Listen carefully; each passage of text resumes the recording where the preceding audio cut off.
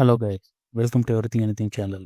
இன்றைக்கி என்ன பார்க்க போகிறோம்னா, ரூ. 1 நாணயத்தை அச்சிடுவதற்கான செலவு என்னங்கிறத பற்றி தான் பார்க்க போகிறோம். ரூ. 1 நாணயத்தை அச்சிடுவதற்கான செலவு அதன் மதிப்பை விட அதிகம். ஆச்சரியமாக இருக்கலாம், ஆனால் அதுதான் உண்மை. இங்கே 2018ஆம் ஆண்டு வெளியிட்ட தகவலின்படி ரூ. 1 நாணயத்தின் உற்பத்தி செலவு ரூபாய் 1.11 என தெரிவித்தது. அதேபோல் உற்பத்தி செலவு மற்ற நாணயங்களுக்கும் உள்ளது. ரூ. 2 நாணயத்தை தயாரிப்பதற்கு ரூபாய் 1.28 செலவாகும். அதேபோல் ரூபாய் 5 நாணயம் தயாரிக்க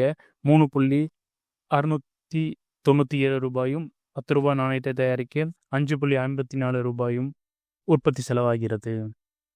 இந்தியாவில் கரன்சி அச்சடிக்கும் பொறுப்பு அரசுக்கும் இந்திய ரிசர்வ் வங்கிக்கும் இடையே பிரிக்கப்பட்டுள்ளது.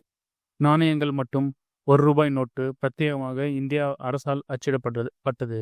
அதேபோல் ரூபாய் முதல் ரூபாய் வரையிலான நோட்டு இந்திய ரிசர்வ் வங்கியால் அச்சிடப்பட்டது. ரிசர்வ் வங்கியால் அச்சிடப்பட்ட ரூபாய் 2000 நோட்டுகள் தற்போது புழக்கத்திலிருந்து திரும்ப பெறப்பட்டுள்ளது. நாணயத்தாள்களை அச்சிடுவதற்கான செலவுகள். நோட்டுகளை அச்சிடுவதற்கான விலை மதிப்பின் அடிப்படையில் மாறுபடும்.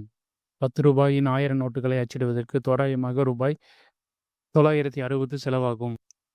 அதேபோல் 100 ரூபாய் நோட்டுகளுக்கு 1770 செலவாகும். 200 ரூபாய் நோட்டுகளுக்கு ரூபாய் 2370 ஆகும். அதேபோல் 500 ரூபாய் நோட்டுகளுக்கு சுமார் 2290 செலவாகும். சுவாரஸ்யமாக 2000 ரூபாய் நோட்டுகளுக்கு நிறுத்தப்படுவதற்கு முன்பு அதை அச்சிடுவதற்கு தோராய 4 ரூபாய் செலவானது. மேலும் சேனலில் பிடிச்சிருந்தா லைக் பண்ணுங்கள், ஷேர் பண்ணுங்கள், சப்ஸ்கிரைப் பண்ணுங்கள். Thank you guys. நெக்ஸ்ட் வீடியோவில் பார்ப்போம்.